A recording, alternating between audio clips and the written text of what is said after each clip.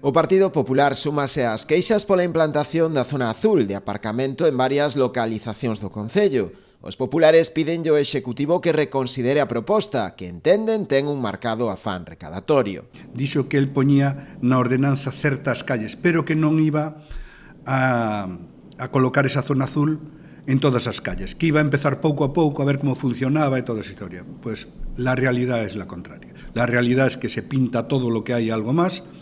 Es máis, creo que está preocupado o alcalde da Pobra por si se pasan e tamén lle pintan algo de azul na Pobra, porque ao ritmo que van é posible que incluso a Pobra o Rianxo cheguemos pintando.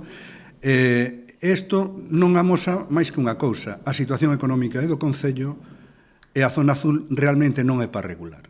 A zona azul é para recaudar, para intentar tapar o burato económico que ten o Concello, que vamos a pagar todos os boirenses de nosos bolsillos. Dende o PP sinalan o equipo de goberno que tome exemplo da forma de actuar de outros concellos da zona, que en lugar de sancionar e multar, optan polo disco, sen custe algún para os petos dos veciños. Que se hubiera boa intención non andaríamos cun coche camuflado que ora paso por aquí con unha cámara e tal, non, pondría claro, como se quere cobrar, pero que o diga claramente. Mire, quero recaudar, quero poñer unha zona azul cobrando, e vou poñer parquímetros como poñen en Santiago, como poñen en Coruña, como poñen en Vigo. Non, fale claro, usted quere recaudar, non quere regular o tema.